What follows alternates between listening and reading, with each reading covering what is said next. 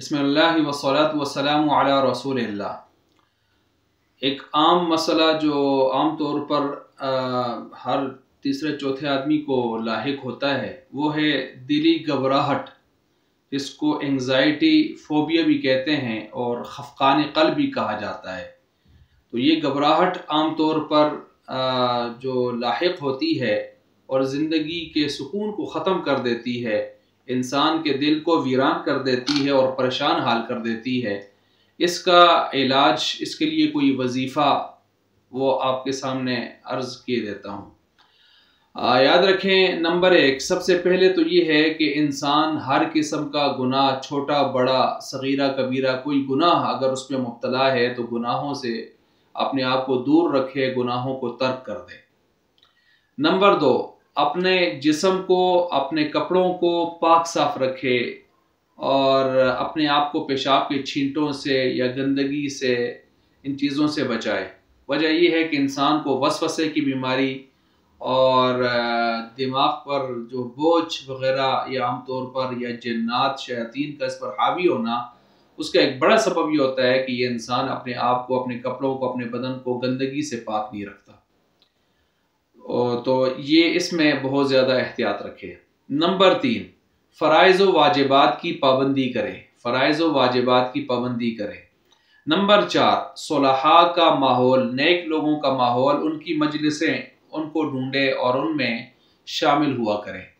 مثلا تبلیغ میں جایا کرے، تبلیغ والوں کے ساتھ جایا کرے، اور اس کے ساتھ ساتھ کوئی اچھا پیر و مرشد ہو تو اس سے بیعت کر لے اور وقتاً فوقتاً ان کی مجلس میں جائے، اپنے حال کی اصلاح کروائے، اور جو ذکر اذکار اور معمولات ملیں تو ان کی پابندی کرے۔ نمبر 5 گل مل کر رہے مجمع میں۔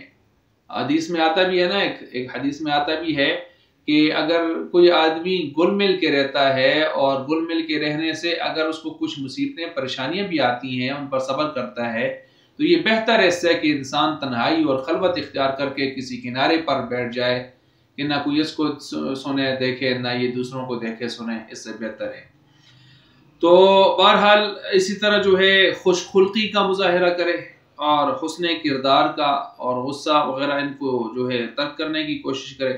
ٹینشن اور ڈپریشن والی جو بھی صورتیں ہیں ان سے اپنے آپ کو بچانے کی کوشش کریں۔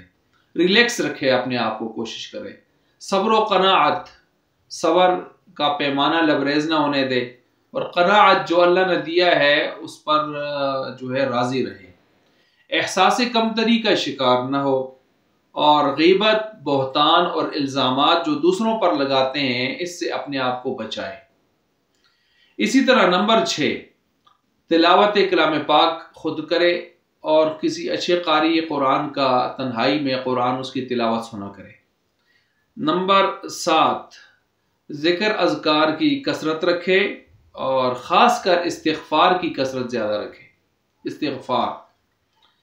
اور نمبر 8 قرآن کریم کی ایک آیت ہے، سورہ رعد کی آیت نمبر 28، الذین آمنوا وتطمئن قلوبهم بذکر اللہ، الا بذکر اللہ تطمئن القلوب، اس آیت کو پڑھا کریں۔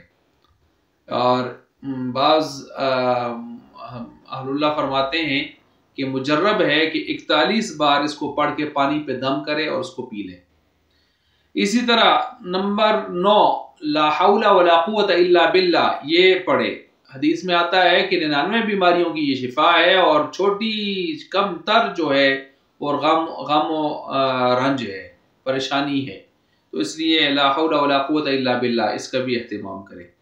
اسی طرح نمبر 10 کثرت سے آپ علیہ الصلوۃ والسلام پر درود پڑھے، کثرت سے درود پڑھے۔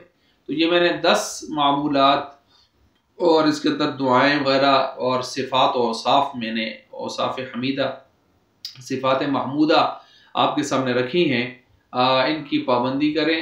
اور اس کے ساتھ ساتھ ہو سکے تو آیات الکرسی، آخری 2 صورتیں اور سورہ فاتحہ، تو ان کا معمول بھی رکھنا چاہیے، اور سورہ بقرہ کی آخری جو 2 آیتیں ہیں خاص طور پر وہ، تو یہ تاکہ ہر قسم کے شر سے، جادو سے، آسیب سے، نظر بد سے کوئی بھی ایسے کسی انسان اور جنات کے شیاطین کے شر سے بچنے کے لیے بھی یہ معمولات بہت زیادہ مجرب ہیں اور اچھے ہیں۔